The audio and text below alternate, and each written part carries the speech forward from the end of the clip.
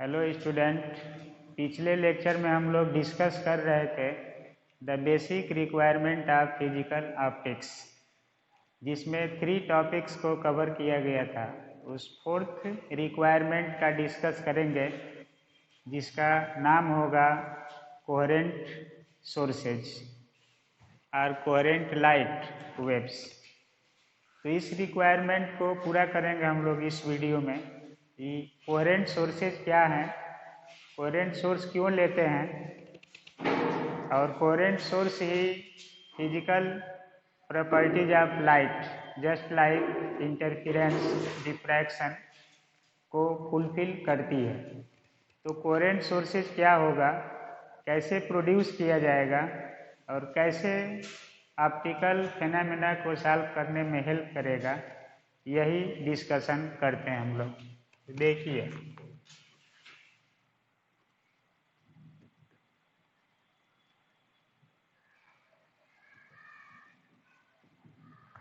Coherent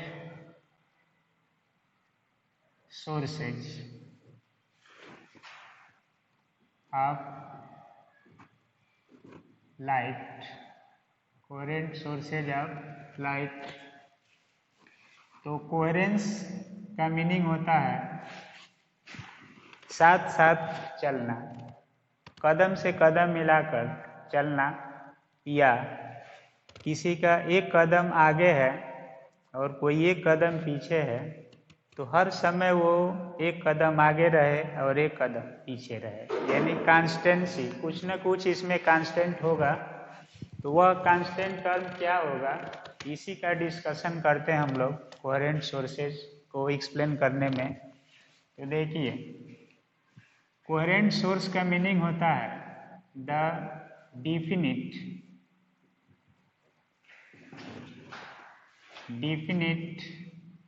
और constant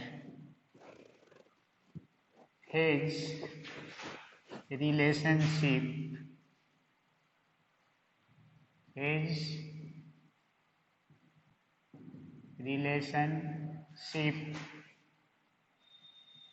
between two light waves is called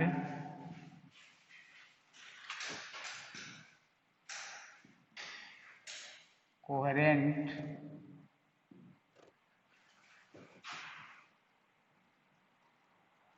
waves। Coherent waves. तो coherence का meaning हो गया डिफिनिट और constant phase relationship between two light waves. तो कोहेरेंट वेव का मीनिंग यहाँ पर coherence means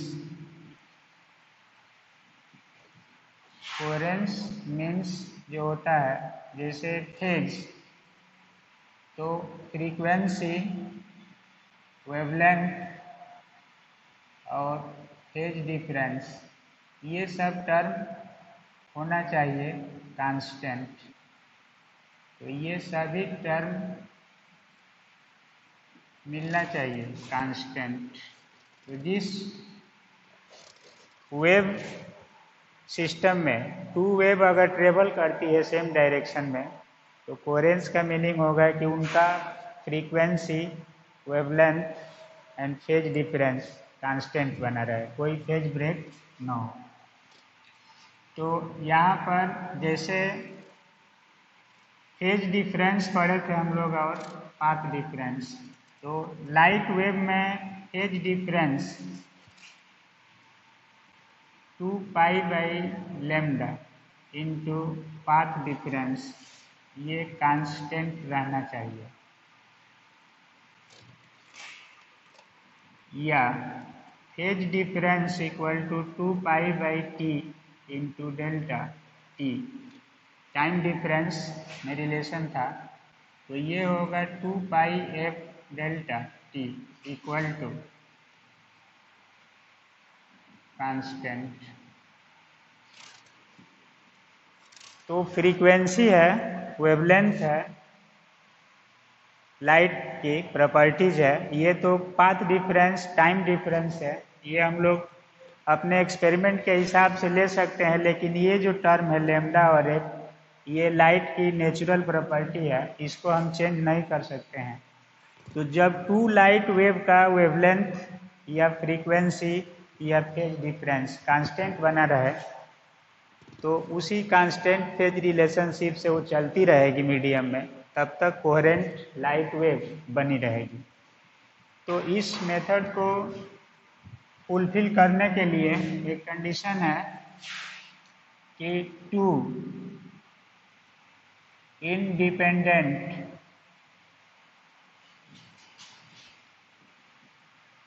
light sources cannot produce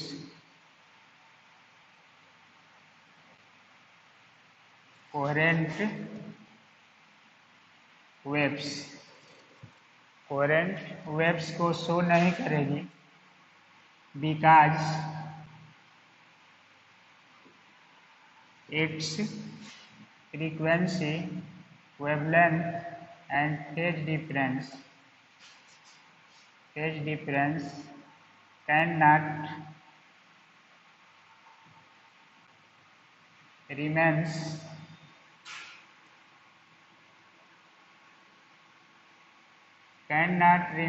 constant।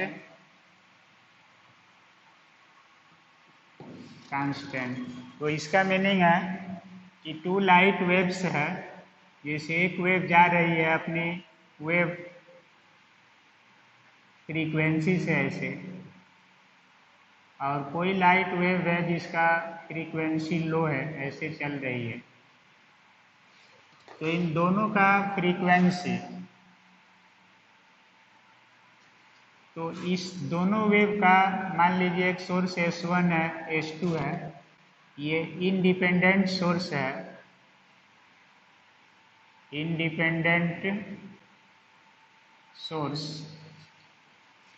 तो इन दोनों का जो फ्रीक्वेंसी होगा, वेवलेंथ होगा, इस दोनों का डिफरेंट होगा, और डेल्टा आई ये रहेगा डिफरेंट। तो इंडिपेंडेंट सोर्स का फ्रीक्वेंसी दोनों का मैच नहीं करेगा, लैम्डा मैच नहीं करेगा। अगर डिफिनिट स्पेस तक ले जाया जाए या डिफिनिट टाइम तक प्रोपेगेट कराया जाए, तो इसको कांस्टेंट भी कर ले तो ये दोनों टर्म कांस्टेंट नहीं होगा, और डेल्टा फाई यानी फेज डिफरेंस वैरी करने लगेगा। तो फेज में रिलेशनशिप कांस्टेंट या डिफिनिट नहीं रह पाएगा। So such type of sources can not produce the coherent sources. तो कोहेरेंट सोर्सेज को प्रोड्यूस कराने के लिए एक सिंगल सोर्स की रिक्वायरमेंट होगी, क्योंकि जब सोर्स सिंगल रहेगा, if a single light source is used, then its frequency, phase, wavelength will be constant हो जाएगा, will be constant, but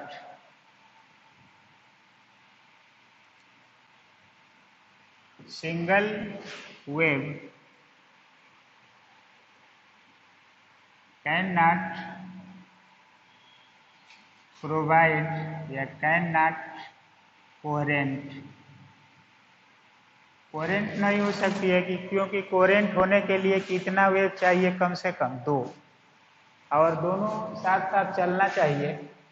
तो इस कंडीशन में दोनों वेव की फ्रीक्वेंसी सेम होनी चाहिए, ये वेवलेंथ और फेज डिफरेंस। तो सिंगल सोर्स में ऐसा फेज डिफरेंस नहीं आएगा, तो ये तो कांस्टेंट हो जाएंगे, लेकिन जो फेज रिलेशनशिप है टू वेव का रिक्वायरमेंट है वो पूरा नहीं होगा।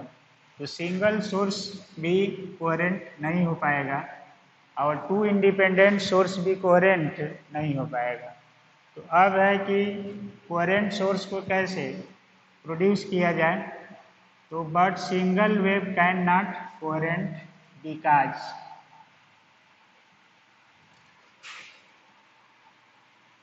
To waves are required to define the coherence, two wave चाहिए। तो यहाँ पर है कि अब क्या करेंगे हम लोग, टू इंडिपेंडेंट सोर्स यानी टू अलग अलग सोर्सेज कोहेरेंट नहीं हो सकते हैं। सिंगल सोर्स कोहेरेंसी के कंडीशन को फुलफिल नहीं कर पाता है।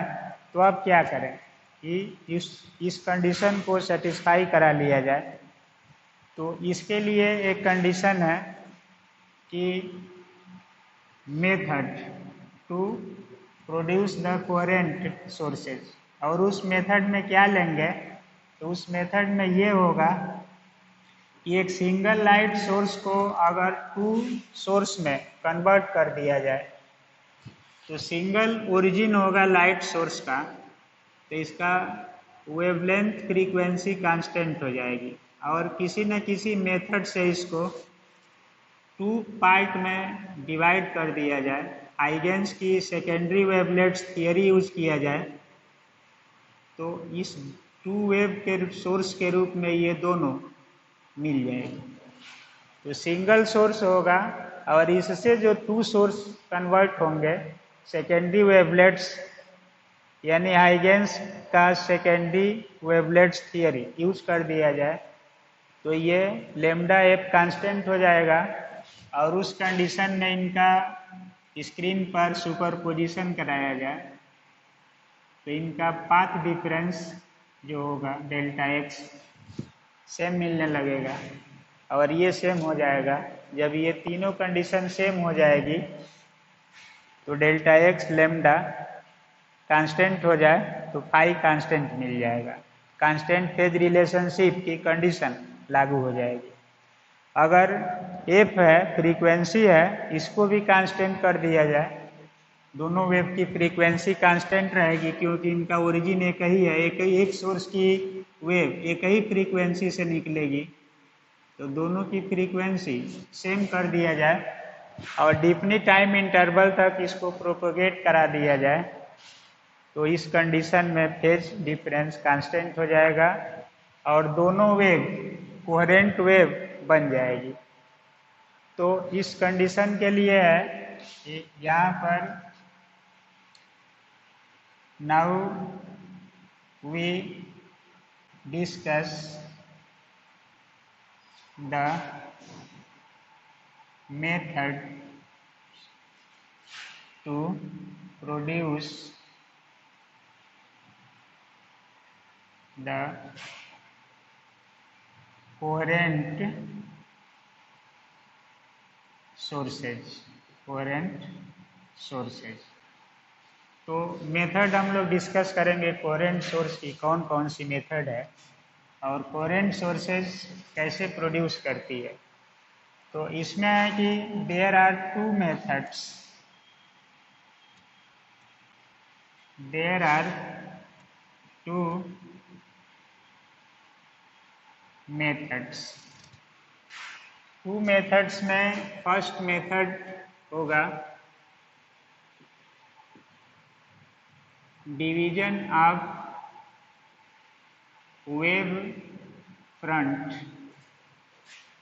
और सेकेंड होगा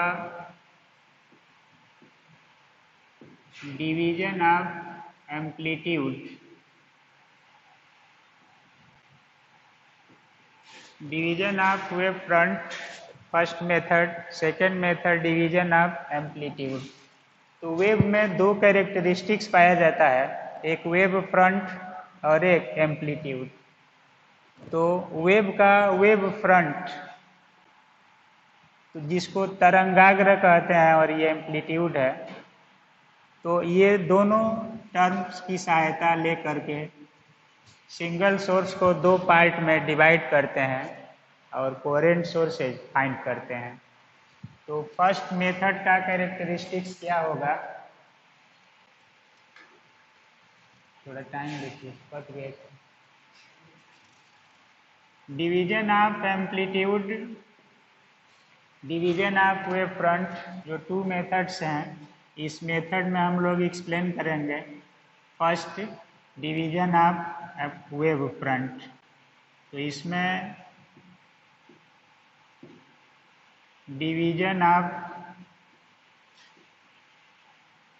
वेव फ्रंट, तो थोड़ा सा डिस्कस करते हैं डिवीजन ऑफ वेव फ्रंट।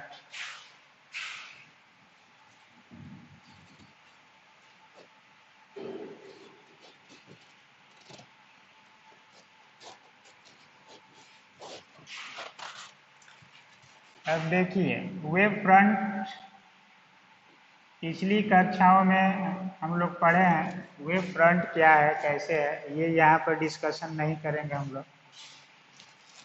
एक सिंगल सोर्स है ऐसे,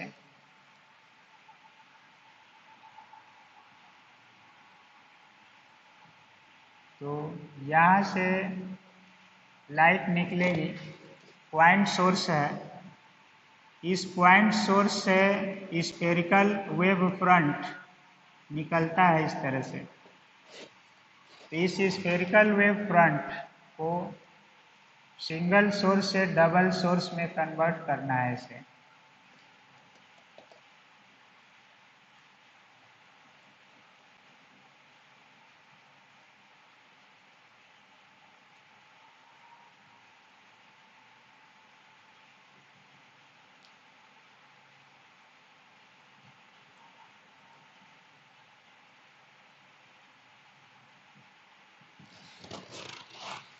तो यहाँ से रेज सपोज कीजिए opaque portion and a narrow transparent portion, फिर opaque portion, narrow transparent portion बना दिया जाए, जिसको हम लोग स्लिट्स कहते हैं।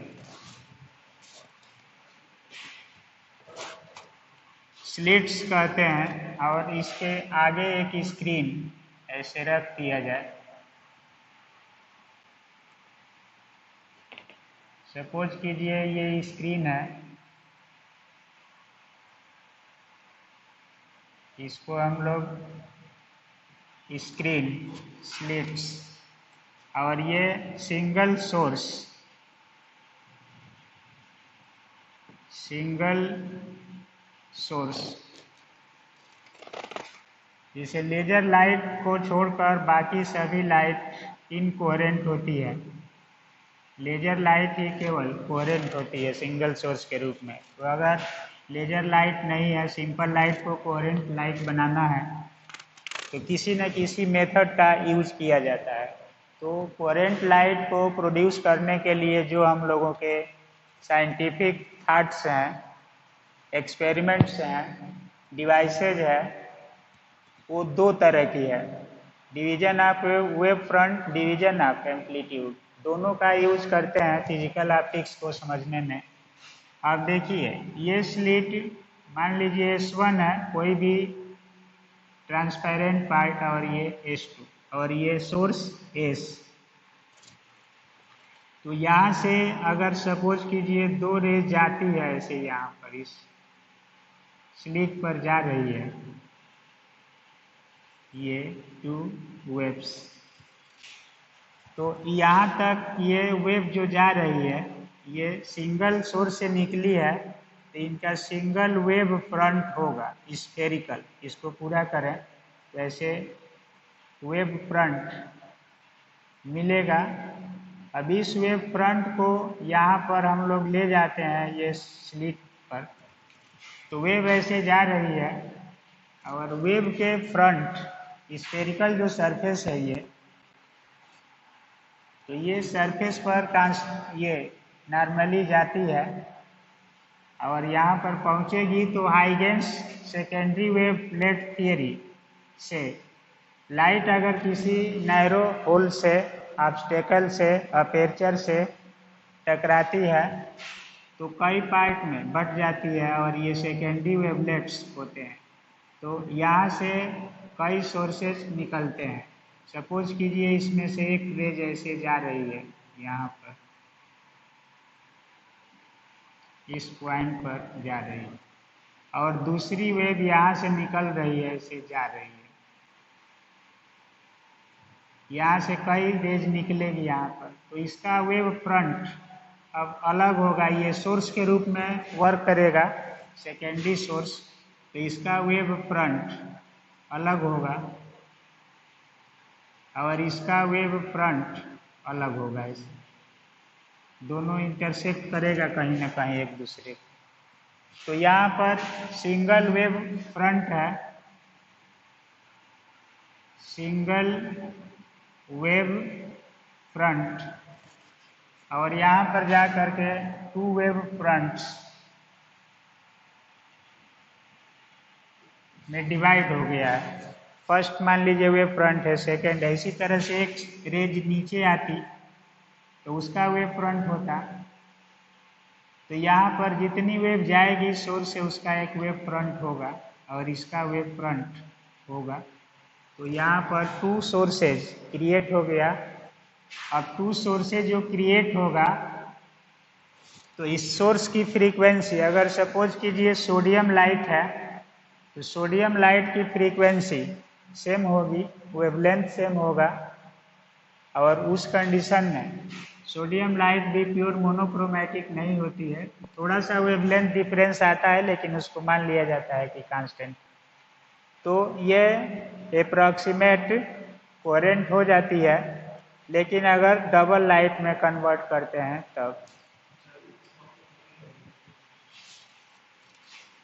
तो यहाँ पर डिवीजन ऑफ वेव फ्रंट होगा।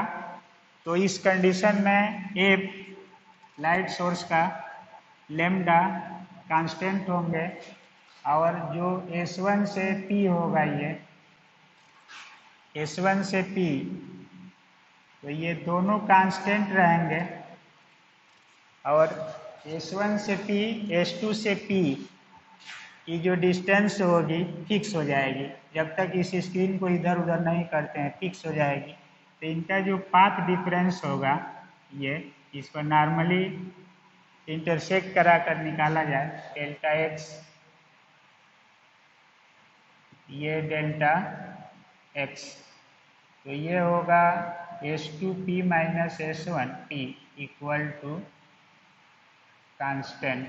तो इसका जो डेल्टा एक्स है ये भी आएगा कांस्टेंट। अब इन दोनों के कांस्टेंट होने से फेज डिफरेंस जो होगा 2 pi by lambda into delta x equal to constant.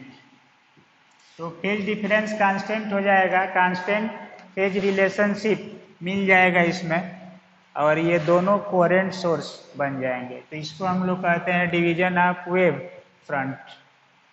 तो इस मेथड में हम लोग एक्सप्लेन किए कि एक single wave front double wave front में कन्वर्ट हो जाता है।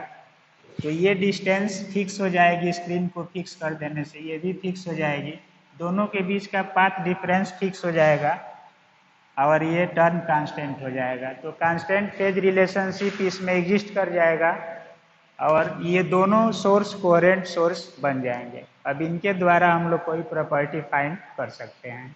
तो ये division of wave front method है। अब नेक्स्ट लेक्चर में हम लोग एक्सप्लेन करेंगे डिवीजन ऑफ एम्पलीट्यूड मेथड।